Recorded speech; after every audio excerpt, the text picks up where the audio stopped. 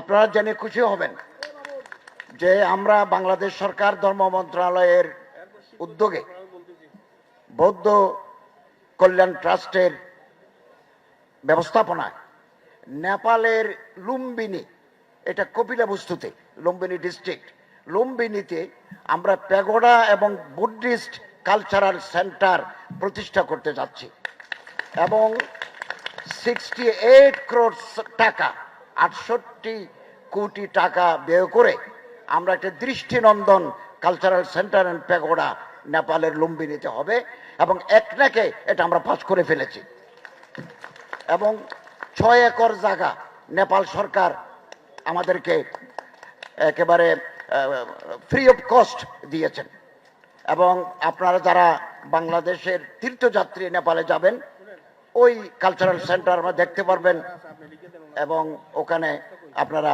ধর্মীয় কর্মকাণ্ড সম্পন্ন করতে পারবেন। নেপাল সরকার আমাদেরকে বলেছিল যে যেখানে বৌদ্ধদের অধিবাস, বুদ্ধিস্ট কালচার আছে, তারা ইচ্ছে করলে আমরা জায়গা দেব, আপনারা এখানে কালচারাল সেন্টার প্যাগোডা করতে পারবেন। তো আপনারা জানেন আমাদের এই বাংলাদেশ বহু বছর যাবৎ বৌদ্ধদের শাসনাধীন ছিল। কেবল বাংলা নয়, অস্ট্রেলিয়ার কিনারা থেকে শুরু করে আফগানিস্তানের পশ্চিম পাশ পর্যন্ত কেবল দাক্ষিণাত্যের কিছু জায়গা ছাড়া এই পুরা জায়গা ছিল, পুরা এই জোন ছিল বৌদ্ধদের শাসনের অধীন।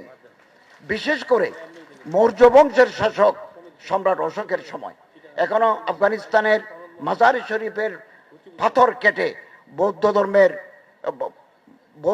মহান বৌদ্ধের বাণীগুলো উৎকীর্ণ আছে।